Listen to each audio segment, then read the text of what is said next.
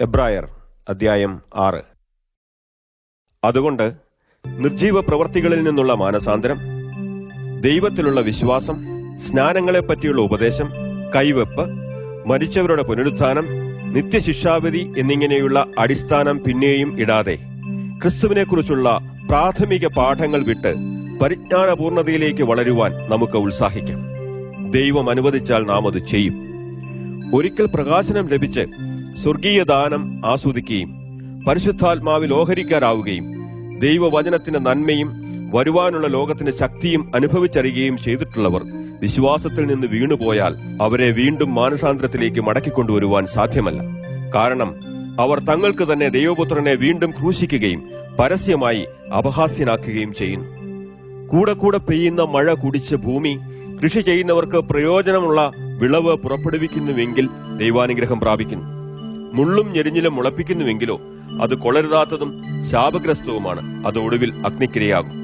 പ്രിയരെ, ഞങ്ങൾ ഇങ്ങനെ സംസാരിക്കുന്നുവെങ്കിലും രക്ഷയെ സംബന്ധിച്ച ശ്രേഷ്ഠ കാര്യങ്ങൾ നിങ്ങൾക്കുണ്ടെന്ന് ഞങ്ങൾക്ക് ഉറപ്പാണ്. വിശുദ്ധർക്ക് വേണ്ടി നിങ്ങൾ ചെയ്തതും ഇപ്പോൾ ചെയ്യുന്നതുമായ ശുശ്രൂഷയിലൂടെ തന്റെ നാമത്തോട് നിങ്ങൾ കാണിച്ച സ്നേഹം മറന്നുകളയുവാൻ തക്കവണ്ണം ദൈവം അനീതിയുള്ളവനല്ല. നിങ്ങൾ ഓരോരുത്തരും പ്രത്യാശയുടെ പൂർണ്ണ നിശ്ചയം പ്രാപിക്കേണ്ടതിന് ഇതേ ശുഷ്കാന്തി അവസാനത്തോളം നിലനിർത്തണമെന്ന് ഞങ്ങൾ ആഗ്രഹിക്കുന്നു.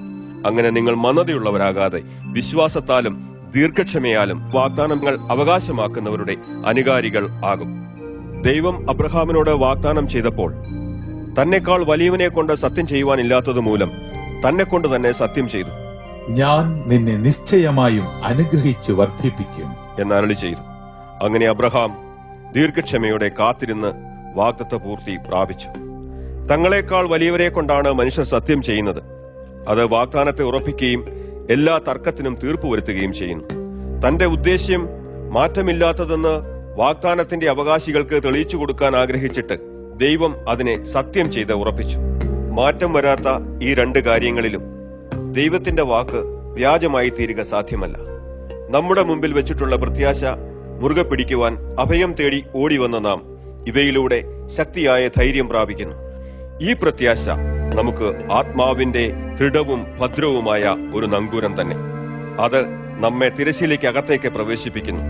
അവിടെ യേശു മൽക്കിസദേക്കിന്റെ ക്രമപ്രകാരം നമ്മെ പ്രതിനിധാനം ചെയ്തുകൊണ്ട് എന്നേക്കുമുള്ള മഹാപുരോഹിതനായി നമുക്ക് മുമ്പേ പ്രവേശിച്ചിരിക്കുന്നു.